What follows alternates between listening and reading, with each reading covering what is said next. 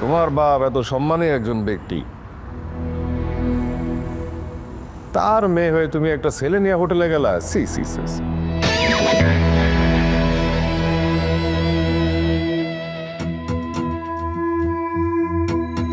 শফিক সাহেব, মেয়েরে কিন্তু এভাবে রাস্তাঘাটে ছেড়ে দিয়েন না, তাহলে কোন দিন দেখবেন যে বাচ্চা একটা পয়দা করে নিয়ে আসছে বিয়ের আগে, আর আপনি নানা হয়ে গেছেন গা।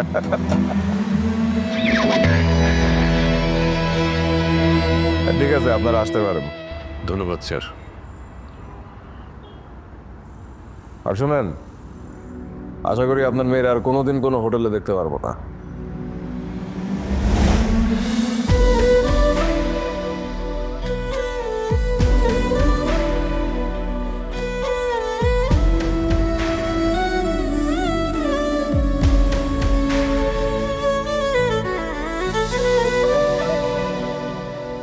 স্যার, আমার ছেলেকে তাহলে ছেড়ে দেন, ও আর এমন করবে না। শোনেন, জন্ম দেওয়ার রাস্তায় ছেড়ে দিলে কিন্তু বাপ হওয়া যায় না, তোমরা মাথায় রাখবেন। জি স্যার, এমন আর হবে না। এই ছেড়ে দাও ছেলেটারে।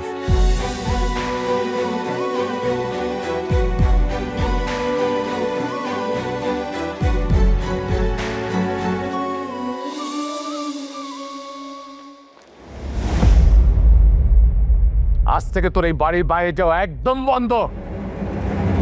কি হয়েছে, এমন করতেছো কেন? তোমার মেয়ে বড় হয়ে আমার মান সম্মান সব শেষ করে দেবে। যদি আগে জানতাম তাহলে জন্মের পর ওকে আমি হাসপাতালে গলা টিপে মারতাম। তুলনা, কি করছিস তুই? কি করছিস শুনবে? তুমি শুনবে? তোমার মেয়ে ডেট করার জন্য আবাসিক হোটেলে গেছে, সেখানে একটা ছেলের সাথে রুম থেকে পুলিশ ওকে হাতে হাতে ধরেছে। তুলনা, তোর বাবা সব সত্যি বলছে রে? ভ্যালেন্টাইন ডে, তাই না? ভ্যালেন্টাইন ডে পালন করার জন্য আবাসিক হোটেলে যেতে হবে। তোকে আমি এই শিক্ষা দিয়েছি।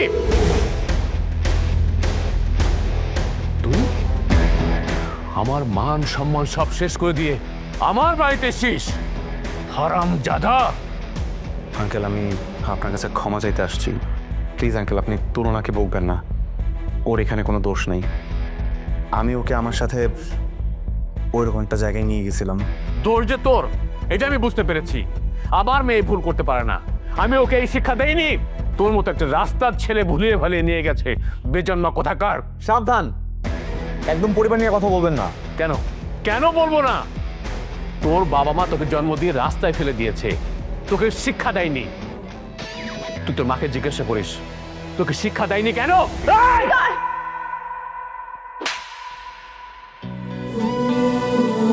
নিজের বাবার সঙ্গে খারাপ ব্যবহার করতে করতে অভ্যাস হয়ে গেছে, তাই না? তুলনা, আমি আসলে চুপ! এটা আমার বাবা, তুমি আমার সামনে দাঁড়িয়ে আমার বাবার সাথে এমন ব্যবহার করতেছো। বেরিয়ে যাও, তুমি এক্ষুনি বেরিয়ে যাও। তুলনা, আমি সরি, আমি না বুঝতে পারিনি, ভুল হয়ে গেছে আমার। তুমি যদি আমাকে বলো না, আমি ওনার পায়ে হাত দিয়ে মাফ চেয়ে নিচ্ছি। তাও প্লিজ তুমি আমার সাথে এরকম করো না, প্লিজ। এই! আবার ওর হাত ধরেছিস? তোকে না বলছি বেরিয়ে যেতে? যা যা, এখান থেকে বেরিয়ে যা। যা, কি হলো? যাচ্ছিস না কেন? যা।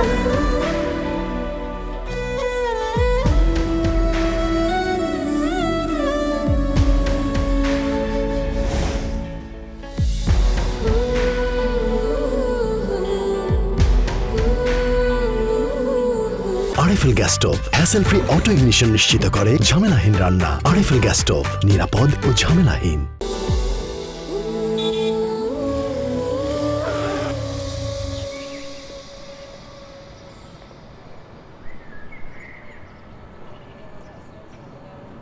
Sorry sorry sorry.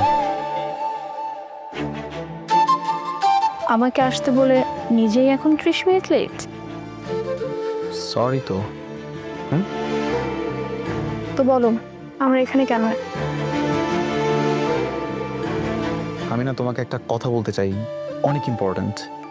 বলো। ভয়ে বলবো নাকি নির্ভয়ে বলে দিব? বাবা, তুমি আবার আমাকে ভয় পাও নাকি? পুরুষ মানুষই একটা জায়গায় নিজের অজান্তেই দুর্বল হয়ে যায়, কি আর করার। সৃষ্টিকর্তার সৃষ্ট প্রকৃতির এক মহাকাব্য, ভয় তো পেতেই হবে। তো কি এমন বলতে চাও শুনি? তোমার জন্য যত কথা এই বুকের ভিতরে জমিয়ে রেখেছি, যদি বলা শুরু করি, দিন ফুরিয়ে রাত হবে গভীর, আকাশের তারাগুলো হবে অবাক। অতটা সময় কি তোমার কাছে হবে? তো কতটা সময় দরকার তোমার? এক জনম, শেষ নিঃশ্বাস পর্যন্ত, মৃত্যুর আগ মুহূর্ত পর্যন্ত। যদি তোমার কাছ থেকে সেই সুযোগ পাই, তাহলে সেটা হবে সৃষ্টিকর্তার তরফ থেকে পাওয়া আমার জন্য শ্রেষ্ঠ উপহার। পাবো কি? খুব গুছিয়ে কথা বলতে পারো তো। যদি সুযোগটা না দেই তাহলে? কি আর হবে, অপেক্ষার প্রহর আরো দীর্ঘ হবে। এই জল হৃদয়ে মরুভূমির শুষ্ক বাতাস বইবে। মনের বাগানে পুষ্প ফুটিয়ে হারিয়ে যাবে না তো বেলা ফুরাবার আগে? যতক্ষণ এ দেহে প্রাণ থাকবে, শুধুমাত্র তোমার অস্তিত্বই খুঁজে পাবে।